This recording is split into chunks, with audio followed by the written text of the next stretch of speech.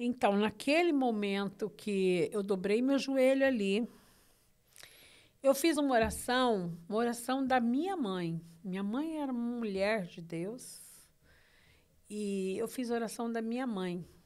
Eu disse assim: Deus, a minha mãe falava que o Senhor é os médicos dos médicos.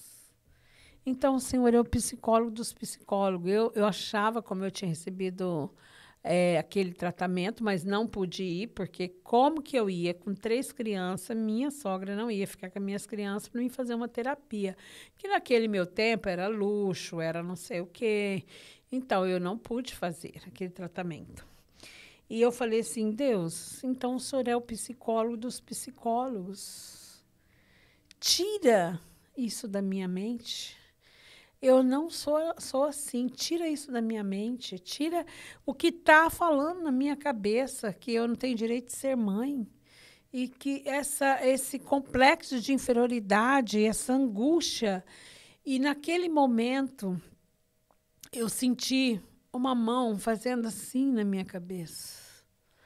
Quando eu vi essa mão na minha cabeça, eu me levantei, eu limpei aquele chão e eu comecei, sabe, eu saí dali assim, como se nada tivesse acontecido. Eu me levantei, eu não tinha mais dependência daquele homem, eu não tinha mais medo de dormir sozinha. E você sabe por que eu fiquei 13 anos com esse homem ruim? Primeiro, por causa da religião. Vamos de novo falar da bruta religião. Porque me falavam sempre que eu não poderia deixar esse homem, porque ele não tinha cometido adultério. Ele era um homem espancador, ele era um homem abusador, ele era um homem, mas eu não largaria dele porque ele não cometeu adultério. E outra, pelo menos que eu saiba, que eu tinha visto, até o dia que eu soube. E aí eu fiquei com aquele homem por causa da religiosidade. Por que eu me casei também? Como eu namorei ele 3 anos, o meu pastor na época falou assim, eu quase desisti quando o casamento estava marcado. E o meu pastor falou assim, não, você namorou 3 anos, agora você tem que casar. A religião, irmãos, a religião é horrível. É dominador, o homem te domina, o homem fala coisas que Deus não fala para você, mas você ouve por causa do domínio humano. Por isso que uma das coisas que Deus odeia é isso, porque Deus falou para Adão lá, você tem domínio sobre tudo, sobre os animais, sobre tudo, menos o homem. E hoje a religião está aí para isso, para dominar o homem. Você não pode, você pode. Sem mim, você não pode. Se eu não fizer, você não pode. Se eu não orar por você, você tem que vir aqui, porque se é a minha oração, sabe? Hoje a religião leva para você se tornar amante de si mesmo, vem para você. Não te ensina você ir direto para ele. Porque ele é um Deus que fala, é um Deus que sabe, ele quer relacionar com os filhos. E muitas vezes nós achamos que é com os santos, mas há homens aí querendo, pondo lugares de santo. Não adoramos os santos, mas adoramos os pastores, adoramos os líderes, adoramos tantas coisas que não é para ser adorado. Não é para ser adorado, isso é domínio humano. Então, a religião, ela traz isso. E eu não tenho medo de dizer, porque hoje eu conheço Deus de tocar, hoje eu sei quem Ele é, hoje eu não acredito em muitas coisas, eu tive que desaprender tudo, eu fui desmanchada, eu fui zerada, eu sei quem é Ele, eu sei quem é o Espírito Santo, eu sei de quem eu estou falando, um Deus que liberta, um Deus que cura, um Deus que te dá paz, aquela paz que excede todo entendimento. Jesus fez uma oração linda em João 17. Ele disse que eles têm a paz em si mesmo, porque ele está em você, você está nele. Onde é que ele está? Em si, que si é esse? Ele em mim e eu nele. Eu tenho paz. Eu não tenho paz porque eu vou num culto. Eu não tenho paz porque eu estou ouvindo uma linda mensagem. Eu não tenho paz porque eu canto no coral. Eu não tenho paz porque eu prego bem. Eu tenho paz nele. E se nós não entendermos isso, nós vamos estar socados dentro de 4 paredes, achando que nós estamos ali, adorando. Ele já disse para aquela mulher, ele disse, agora, não precisa mais de um lugar, é em todo lugar. O verdadeiro adorador me adorará, em espírito e em verdade. Quando se conhece essa verdade, não há homem na terra que pode te dominar mais, porque você aprende o certo, você aprende com ele. Então, eu sei quem eu sou hoje e o que eu estou falando. Amados, e aí tem um episódio que, no meio disso, eu não contei. Teve um dia, voltando ali, eu me lembrei agora, voltando lá, eu já tinha tentado o suicídio. Aliás, já tinha tentado, já tinha passado por essa fase. Este homem continuou. Eu tirei essa revolta, esse homem continuou me batendo, continuou me espancando, mas era diferente agora. Um dia, minha mãe chegou na minha casa e esse portão da minha casa estava sem o cadeado. A minha mãe entrou em casa. Ele tinha passado e tinha esquecido o cadeado aberto. Quando a minha mãe entrou, minha mãe pegou ele me espancando. A minha mãe viu ele me xingando, chutando. A minha mãe falou, o que é isso? O que você faz com a minha filha? Aí ele foi um homem grosso com a minha mãe, mandou minha mãe embora de casa. Minha mãe disse assim, olha, minha filha não mandou eu ir embora. Ela está aqui, eu tenho direito de ficar. Mas eu vou porque você está me mandando, eu vou. E ela me deu um conselho, falou, vai embora, deixa essas tuas filhas com a mãe dele, que tem condições, eram as únicas netas. Ela disse, eu não tenho condições, saúde, para ficar com a tua filha, mas você tem que ir embora. Você precisa sair disso, você precisa viver. As tuas filhas um dia vai entender por que você teve que deixar elas. E eu tinha essa paixão por essas meninas, e eu falei, como que eu vou deixar essas meninas? E eu não saí desse casamento, porque ele falava para mim que se eu fosse embora, ele fazia a justiça dele, que a justiça me dava as meninas, mas ele fazia dele. E nessa época eu ainda tinha medo. Então, eu não saía dessa situação. E não também ficaria sem as meninas. E por isso eu suportava essa maldade, esse homem ruim ali, até que eu fui ouvir a minha mãe. Porque o que aconteceu? Minha mãe foi embora, lembro como fosse hoje, ele saiu na janela, minha mãe já estava no portão indo embora, minha mãe falou assim, eu não tenho raiva de você, eu tenho raiva do que você faz com a minha filha. E foi embora. E o que aconteceu? Minha mãe teve um infarto, minha mãe foi para o hospital, por marca-passo, minha mãe faleceu. Você imagina como eu fiquei por tempo, me sentindo culpada pela morte da minha mãe. Mas ela deixou bons conselhos, ela disse, vai embora.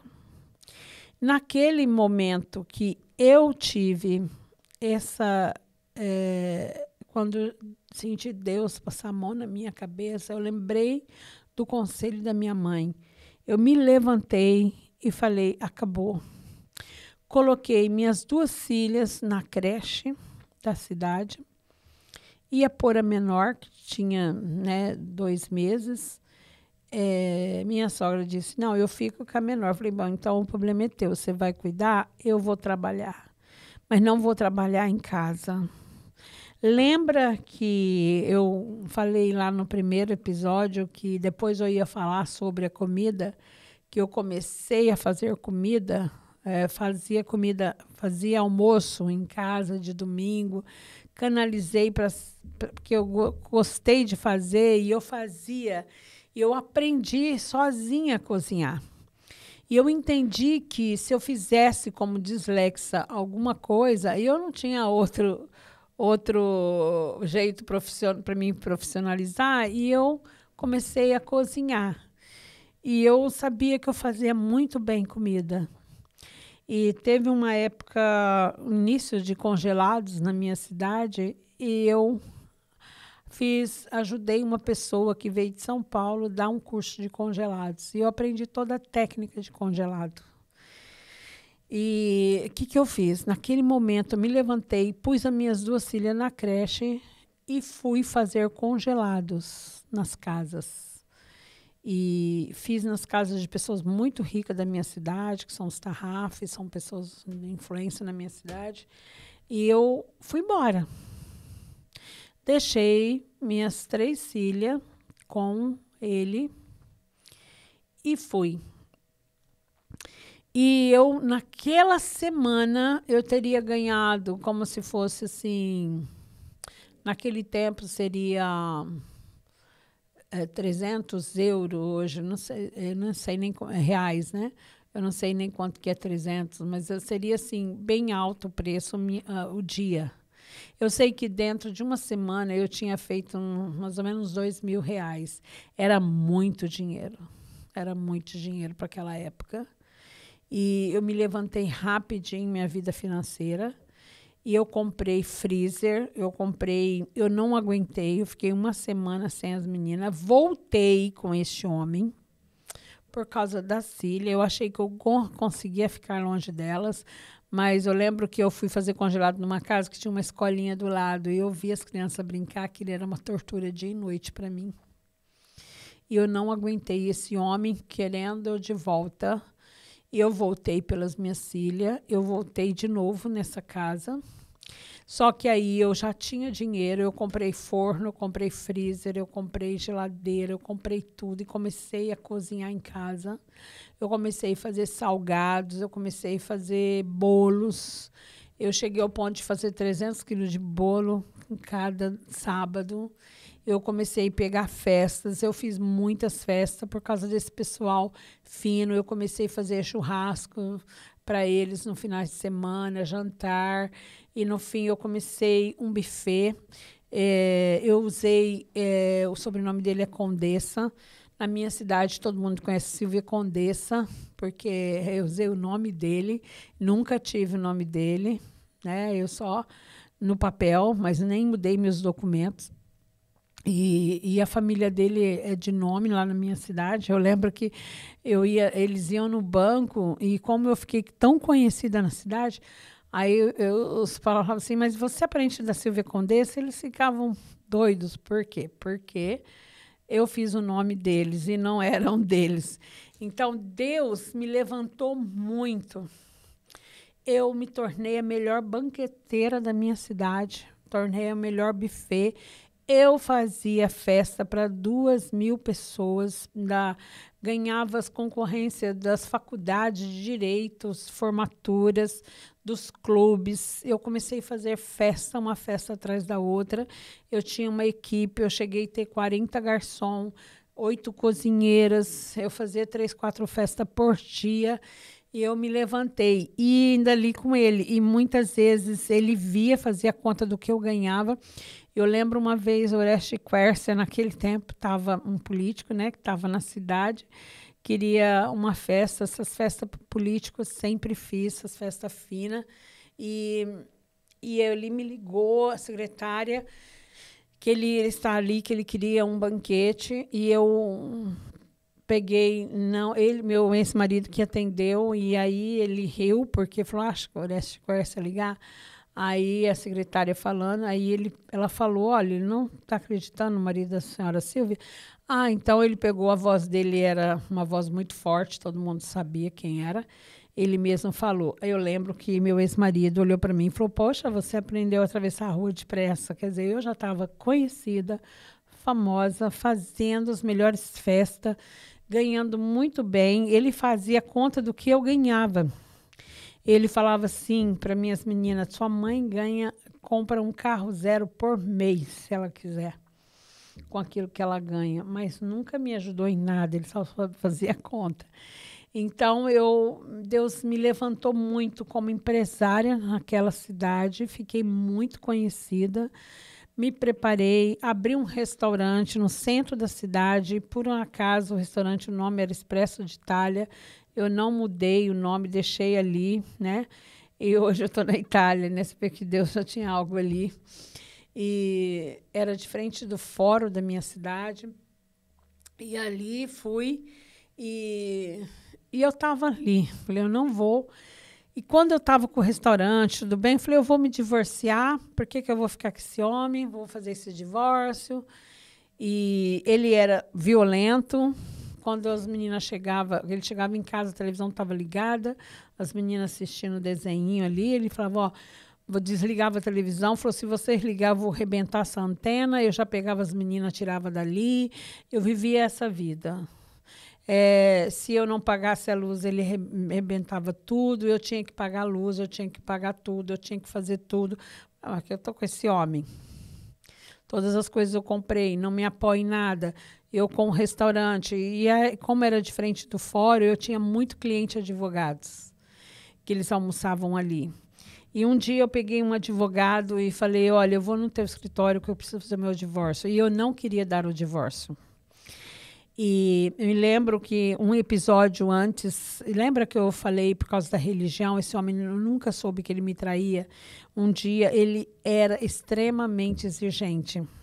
Imagina que eu cozinhava feijão no almoço, cozinhava feijão na janta. Senão ele não comia e jogava isso lá fora. E um dia eu fiz uma pizza e a pizza tinha que estar quente. Ele entrou no banheiro para tomar banho. Eu não sei porque ele demorou, foi fazer a barba, tal. Quando ele saiu, a pizza estava não estava assim, bem quente. Ele pegou essa pizza e jogou na minha cara. E minha filha estava ali. Ela entrou no meio. Eu fui chamar a atenção dele. Ele pegou uma faca e veio. A minha filha maior ali, estava ali. Ela pulou na minha frente e falou, pai, não faça isso com a minha mãe. Aí, aquele dia, eu falei, não, vou me separar desse homem. E pronto. Só que Deus já estava também me usando. Eu estava fazendo culto na Tarde da Bênção, tinha 600 mulheres no culto. Eu pegava essas meninas, esse homem não me deixava entrar em casa. Eu dormia na calçada, as meninas na casa da mãe dele, e eu fazendo o culto da Tarde da Bênção. Muitas almas sendo convertidas. Aquele tempo assim que os demônios pegavam as mulheres e vinham todas endemoniadas. E eu ainda fazia uma clínica pastoral antes. Eu lembro que um dia ele tinha me espancado num sol, com 2 carros na garagem. Eu fui no sol, chegando na igreja, e uma mulher veio e falou comigo, meu marido, quando ele vai trabalhar, ele não me dá mais um beijo, chorando e tal. E eu falei, meu Deus, se eu falar para ela que hoje eu levei uma surra para chegar aqui, essa mulher se mata. E eu tinha que atender, não, sabe aquela coisa, né? Calma e tal. Eu falei, Senhor, que é isso? E eu tinha essa sabedoria. E eu sei que eu não estava mais preocupada com o que me acontecia. Deus estava me usando, era isso que importava. Deus estava me prosperando, era isso que importava. Deus estava cumprindo as promessas. E eu me lembro que nesse dia que ele fez isso com a pizza, e minha filha entrou no meio, eu disse para ele, falei, a partir de hoje não durmo mais com você. Acabou. Eu vou dormir no quarto da minha filha e com você não. Qual foi a minha grande surpresa? Este homem falou assim, não precisa, porque eu gosto das prostitutas. Eu sou um homem que procuro prostituta. Naquele momento. Eu falei, o quê? Então eu vou me separar, porque eu não sabia. Esse homem já me traía há muito tempo.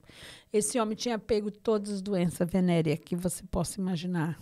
E eu nunca peguei nada. Deus me deu tanto livramento.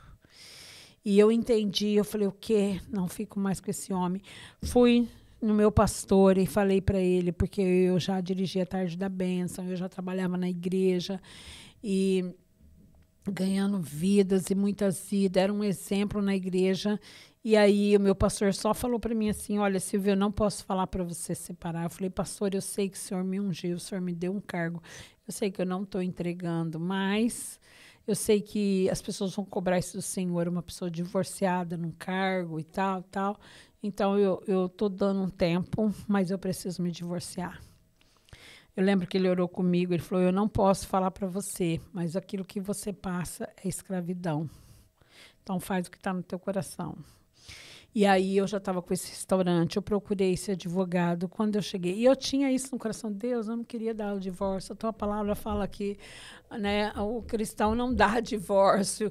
E por que que eu tenho que assinar, fazer esse divórcio, né? Eu não queria eu dar entrada. E ele também, jamais ele faria. O que que aconteceu? Eu fui neste homem, tinha condições de pagar. Eu fui lá, conversei com ele sobre o divórcio, esse advogado, e ele falou, olha, deixei um dinheiro com ele, na época era 600 euros, para ele fazer só uma pesquisa de praxe e vir embora. Como eu tinha outros advogados que vinham almoçar ali, e veio um outro advogado, e eu disse para ele, hoje eu dei entrada no meu divórcio com o doutor tal. Aí ele falou, Falou, você pagou já? Eu falei, paguei para ele fazer isso. Ele virou para mim e falou, por que você fez isso? Você sabe que isso daí não se paga? Isso daí é grátis. Por que ele cobrou? Você vai lá e pega seu dinheiro. Porque ele não pode cobrar isso. Se você denunciar, ele perde o OB. Aí eu fui na hora. Cheguei lá, né? Falei para ele, falei, não, eu não quero mais, eu quero meu dinheiro de volta. Ele me deu numa boa. Aí, depois de uma semana, eu fiquei sabendo que ele já tinha sido comunicado e, mesmo assim que eu parei o divórcio, ele pegou por orgulho, ele pediu o divórcio. Aí, né, hoje eu sou casada com um italiano, mas eu sei que tem muita coisa que as pessoas olham para você e falam, mas ela é divorciada, como que foi? Eu estou contando a minha história. Eu não sou a favor do divórcio. E mesmo nessa circunstância que eu estava passando, eu acho que eu deveria esperar mesmo que algo acontecesse, mas também não sou a favor das pessoas sofrerem e, por causa da religião, deixar ela debaixo de uma tortura, né? De um casamento que Deus não está mais lá já há muito tempo e você está sozinho nele. Há muito tempo você está sozinho. Se Deus não está em 3 ali, você, ele, Deus, e você está sozinha. Então, para que a gente concordar com isso, né? Mas eu entendi isso e aí ele fez o divórcio por conta dele, eu assinei esse divórcio. E realmente eu comecei uma nova vida. Só que aí eu entendi que Deus lembra que eu tinha prometido para Deus que eu iria levar a palavra dele. Só que eu estava num momento que eu estava ganhando muito dinheiro como empresária, eu estava bem, Deus refez tudo na minha vida. E naquele momento eu lembrei que eu tinha feito uma promessa.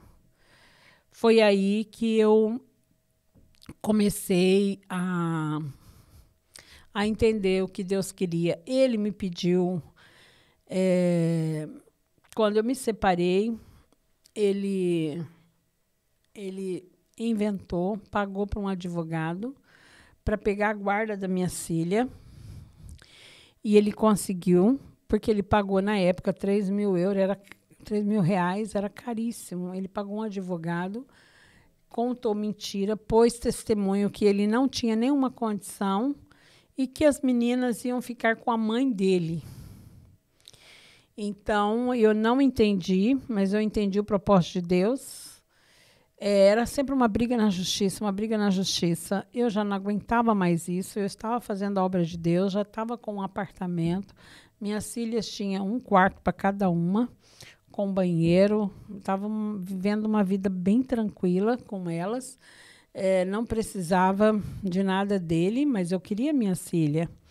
Não entendi, chegou esse papel que eu deveria deixar as meninas irem com ele. Foi muito triste para mim, eu perder a guarda das meninas, porque não tem como questionar isso. Eu fui E eu cheguei em casa, pedi para minhas filhas irem embora, porque como ele era violento, ele ia pedir para a polícia ir buscar as meninas.